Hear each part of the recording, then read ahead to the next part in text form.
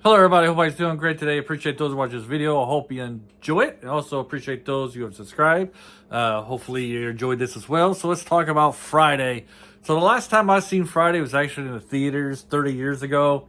And so I had a different experience this time, 30 years later. Like when I watched it as a teenager, late teens, I kind of related more to Ice Cube and Chris Tucker, to the younger generation, to those kids in the movie. Now watched it as an adult and as a father.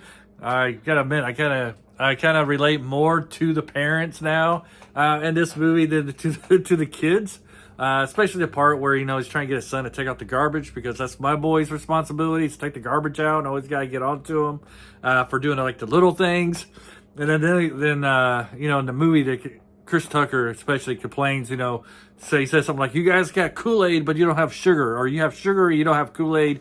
That's kind of like how our family is too. Like we'll have, we don't drink Kool-Aid, but we'll have spaghetti, but we won't have spaghetti sauce.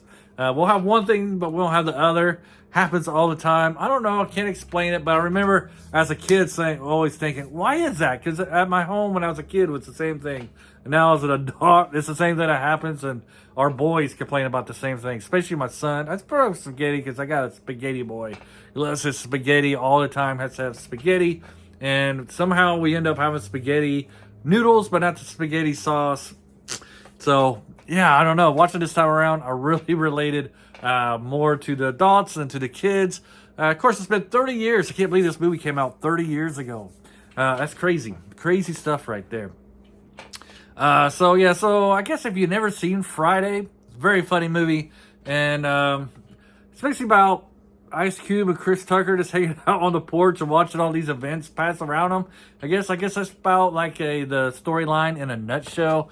Let's just say Chris Tucker steals the show for the moment he puts his head through Ice Cube's window. From there on out, it's basically the Chris Tucker movie.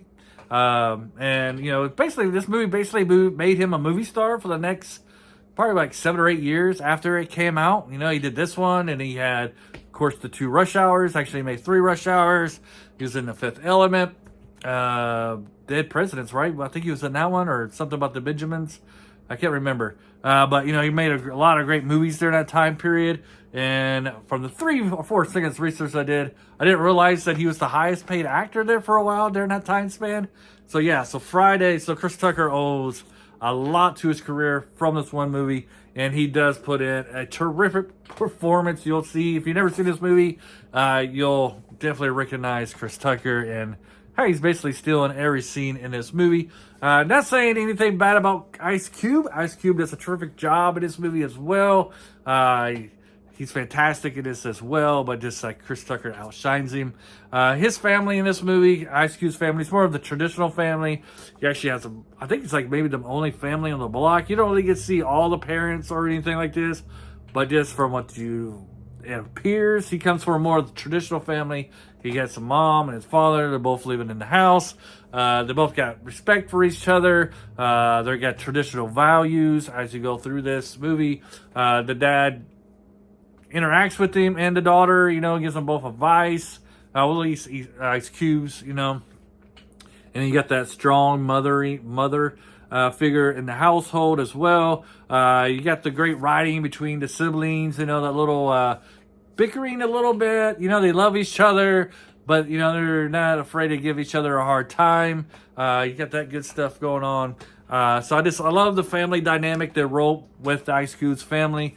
And then Chris Tucker comes from like a single mother. You kind of see how his lifestyle is a lot different from Ice Cube. It doesn't look like Ice Cube in this movie. It's like somebody who goes out of his way to smoke, the Mary J or anything like that, or the Chronic or whatever, the grass. Here I am, cinnamons for the drug. But anyways, but Chris Tucker's all about being a drug dealer at this time.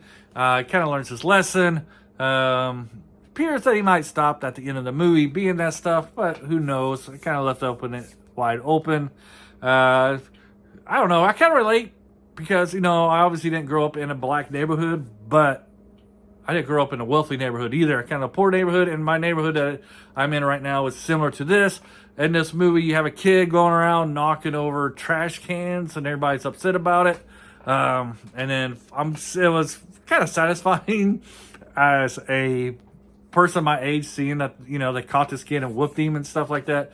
Just because a couple years ago, my neighbors had kids like these kids, like those, like boy knocking trash cans over, shooting BBs. He actually shot my window out, you know. I'm so glad to move this. Caused all kinds of trouble. You tell the cops, you know, the cops got caught on them, and they're like, yeah, we know who's doing it, but because we don't have the evidence, we can't do anything about it. So I was glad to see them move away. Very happy to see that. Tiny, what's his name? Tiny Lester? Tiny think. How do you say his name? I know his name, Tiny Lester, and it's in this one, aka Zeus. It's in this movie. So I saw this movie, and then he's the president in The Fifth Element. And because I knew he was Zeus as well, it was hard for me to believe that he could play a president of the world, kind of like The Fifth Element. But he's in this movie, and he's the big bully. He's the big bad guy, I guess you could say. He's the villain. Probably the main villain of the movie is him going around beating people up, stealing stuff. And every time he sees Chris Tucker and Ice Cube, they're always hiding in their wallet, their gold chains. He beats up that tall, linky kid. Guy steals his bike. He's patrolling the streets on his bike and stuff. And so that kind of leads up to the big climactic event at the end of the movie, you know, between Ice Cube and the big bully guy. Because Ice Cube kind of has this crush on this girl, and he kind of smacks her. And, you know, he's just had enough. He's had enough trying to hide, cowering from this dude.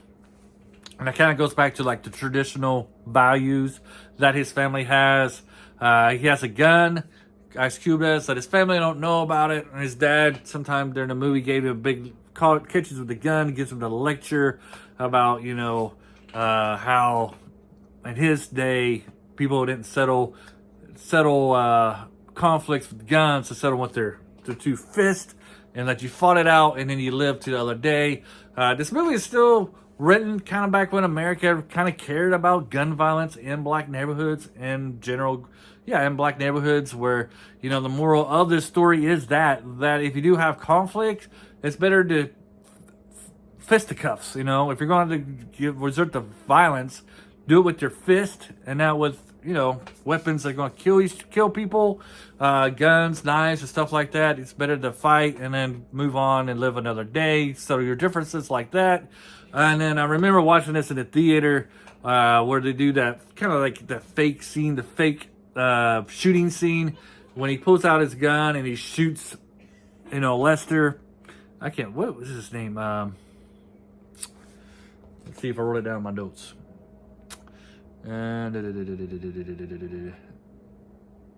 don't it start with the M? Moody? I don't want to ruin it. Anyways, but he shoots it, you know, and it goes black. The screen goes black, and you kind of do like flashbacks. It's like, oh my gosh, this guy just ruined his life. He just shot a guy. Now he's gonna go to prison. I just felt like, oh, dude, that was like the wrong decision to make.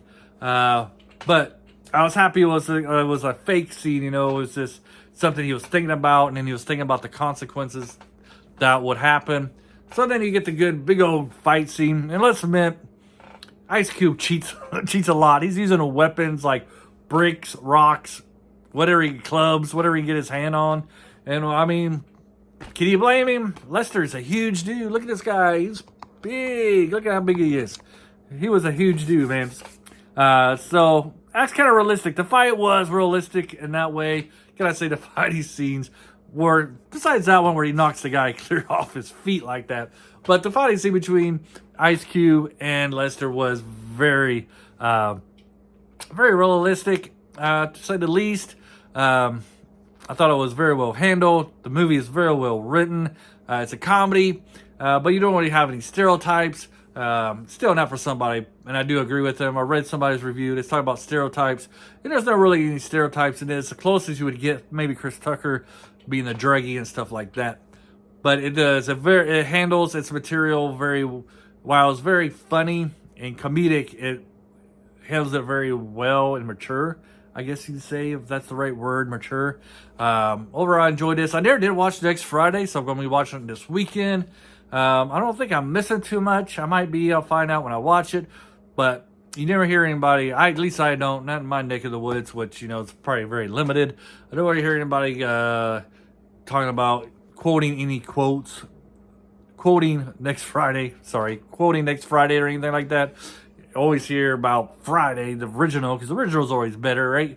Unless you're Star Wars. Talking about Empire Strikes Back. Anyways, so I'll check out Next Friday, see what it is. No Chris Tucker, see if Mike Epps does a better job, because it's some large shoes to fill.